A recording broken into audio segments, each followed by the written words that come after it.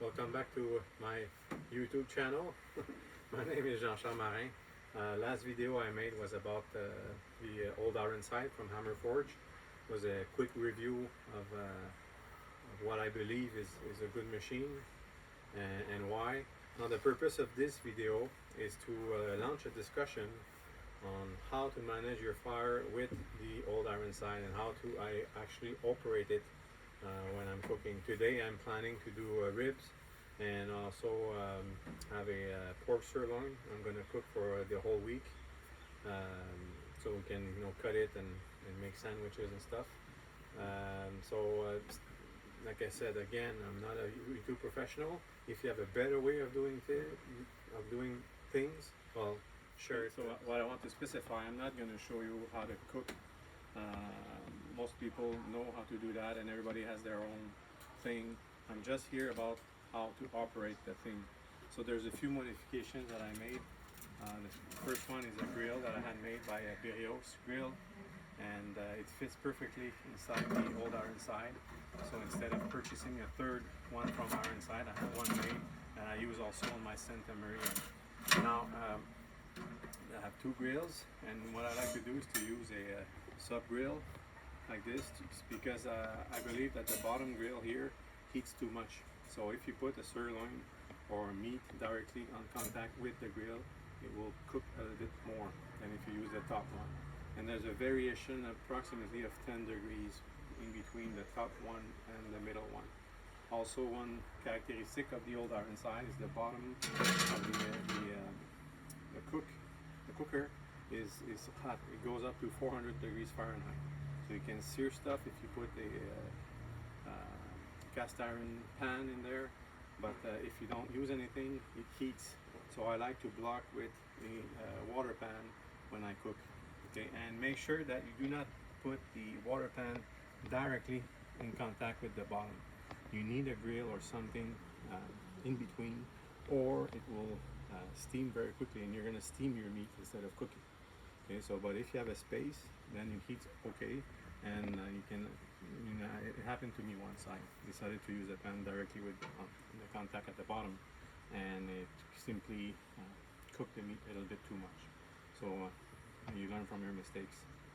Also like to use the to work with meat temperature. And what I did is I saw a video on YouTube, and a guy was using it through the chimney, which I think is a good idea.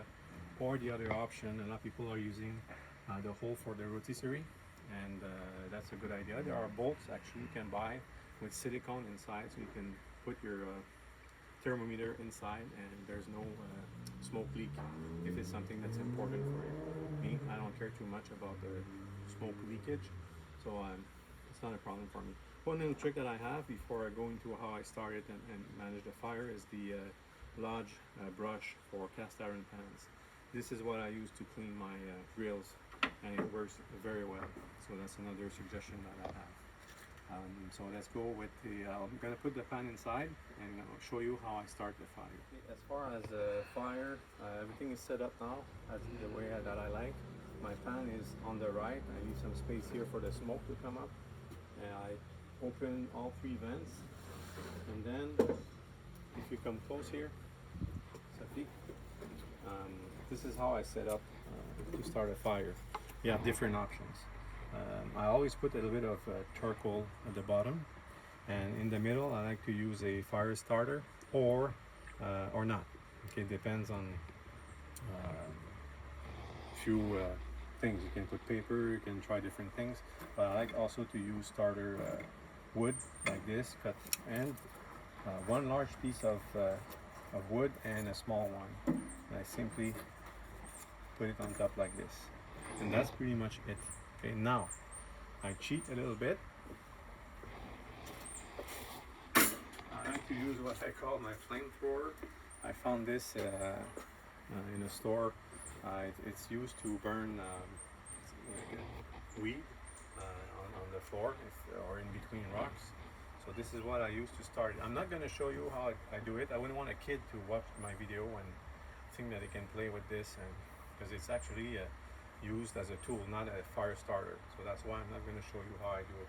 But I simply heat up my coal, and then when I think it started, then what I do is I close it halfway like this to allow the heat to come up through the chimney, the inside chimney, just like I would for a fire inside the house.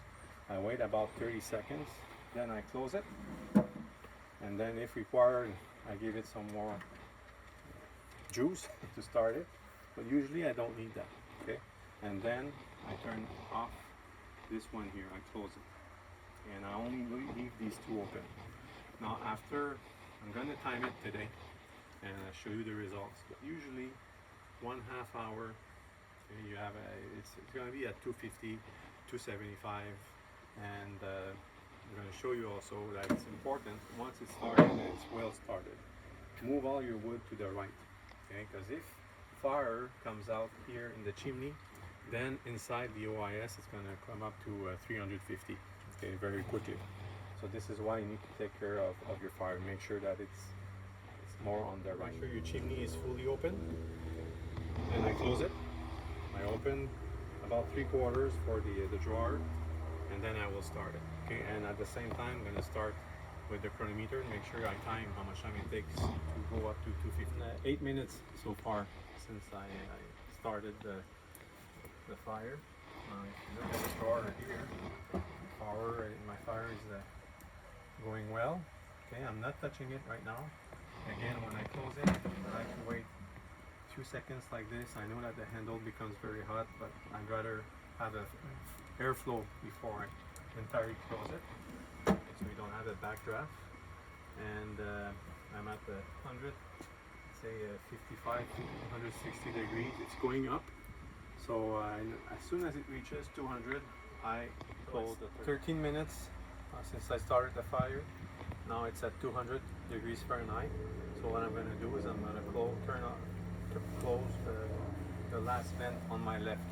And keeping these two open, full chimney like this, it should come up to 250, 275 and remain that way. Of course, eventually, when I reach the temperature that I want, I will open the drawer, move all the logs to the right so the fire does not come through the chimney here, and I will be ready to cook. This, by the way, is the best size for this unit. You can actually put one log on the left here, inside the drawer to keep it very dry. So when you want to put more fuel in it, you simply open, take your log, put it in there, and it will light very quickly. So I usually, when I'm adding a log, I open it, I take the log, I put it on the fire, and I wait a few, maybe 30 seconds to make sure that the fire is well started before I close it halfway again, and then fully. It's absolutely important to work with gloves like this, because the handle becomes very, very hot. Okay, so it's normal to do that. So probably 14-15 minutes in right now, so I'll see you in a couple minutes. Well, it's exactly 20 minutes. I'm at the 255 mark, and if you look here, I closed this vent. I reopened it to heat it more quickly, and at the 225 decided to close it. Now it's gonna keep on raising. The reason is the fire is going through the chimney on the left here, if you can see it. Okay, so in order to stop from the unit from heating, I open it. Now don't worry, it's not gonna drop. It's like any offset. It's gonna maintain its temperature quite well. And what I like to do is to move all my wood to the right here. Okay. Make sure you don't block your vent with the wood. This is extremely important, or you're gonna lose the airflow. Okay, so this is how I usually like to maintain my fire. I'm not gonna put the log here right now. I'm gonna wait a little bit. The fire is going strong. So usually I add one piece of wood every 40 minutes, half hour, which coincides with my spritzing. Okay, I spritz. It's nothing new. I used a baby back maniac, one of his recipe, and it's cranberry juice mixed with apples, cider, and water. Okay, so you can drink it if you don't use it entirely. What I like about the red color, it gives a nice color to your ribs, and I did a piece of lamb, a leg of lamb in there, and just by spraying it with cranberry juice gives a nice reddish color, and it looks like a really nice smoke ring. So this is what I like to do. So like I said, this is not a cooking show. I'm simply showing you how I manage the fire. Right now it's at 240. Okay, I opened the drawer, it dropped maybe 10 degrees, and now my daughter and I are ready to cook. So thank you very much, and if you have any ideas, okay, or a better way of doing this, please write me. I'd like to know. Yeah, I like to test new things, but this is how I use it, and hope you enjoyed it. Thank you very much.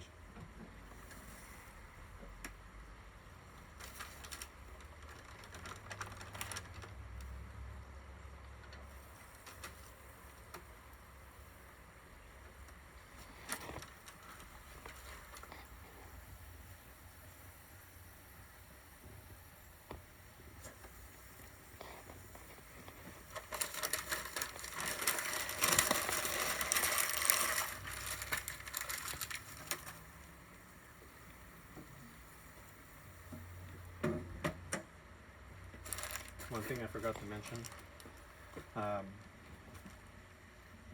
air comes in and of course heats up, and it cooks your meat just like a convect oven. Now the challenge is the surface of fire. The bigger the surface, the hotter it's going to become. Okay, or it depends also on the amount of air coming in. So that's why I love this machine. It's fun to play with these variables and try to maintain my 250. It requires a bit more TLC than a Kamado or like a Weber Summit, but it's so much fun, and the taste is just fantastic.